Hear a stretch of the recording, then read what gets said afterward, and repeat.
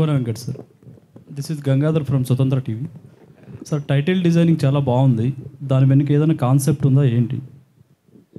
మీకు ఆ టైటిల్లో మీకు ఒక బంగ్లా కనపడింది కదా వెనకాల, తర్వాత ఓడలు, తర్వాత అవన్నీ ఫామ్ అవుతూ ఒక స్మోకు, ఒక ఎట్లా ఆఫ్టర్, అదే కథ.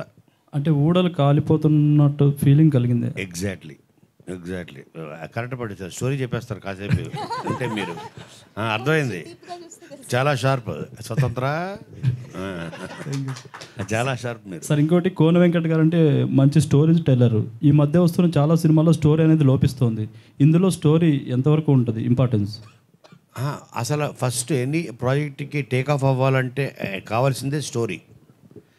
సో స్టోరీ లేకుండా నాకు తెలిసి ఏది టేక్ ఆఫ్ అవ్వదు. అయితే ఏంటంటే మన ఇంగ్లీష్లో సేయింగ్ ఉంటుంది, ఎట్ లాస్ట్ ఇన్ ట్రాన్స్లేషన్ అని. అంటే మనం చెప్పే ప్రయత్నంలో ఆ కథ మరుగుమడిపోతుంది.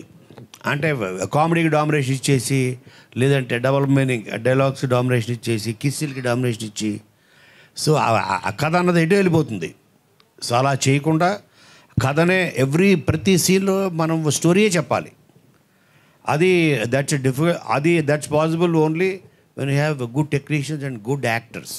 అది ఇంతకుముందు మీతో మాట్లాడినప్పుడు మీ డ్రీమ్ ప్రాజెక్ట్ ఒకటి ఉందన్నారు, స్టువర్ట్పురం. అది ఎప్పుడు చేస్తున్నారు సార్? అంటే స్టువర్ట్పురం బేస్గా అంటే ఒకటి చేశారు కదా, అందుకని కొంచెం గ్యాప్ టైగర్ నాగేశ్వరరావు. సో ఎందుకంటే I come from the same area. అక్కడ నుంచి 9 కిలోమీటర్స్లో మా ఊరు బాపట్లలోనే part Stuartpuram. Script is ready, platform is ready, but కొంచెం గ్యాప్ ఇచ్చేద్దాం నాకు. ఓకే. అంజలి గారు, ఇంతవరకు జరిగిన ప్రెస్ మీట్ చూస్తే మీరు చాలా ఎనర్జెటిక్గా కనిపిస్తున్నారు. అంటే సినిమాలో మీ నుంచి కూడా కామెడీ ఎక్స్పెక్ట్ చేయొచ్చు. బట్ ఎనర్జీ అనేది ఒక మంచి మూవీ చేసిన ఒక ఫీల్ ఉంటుంది కదా.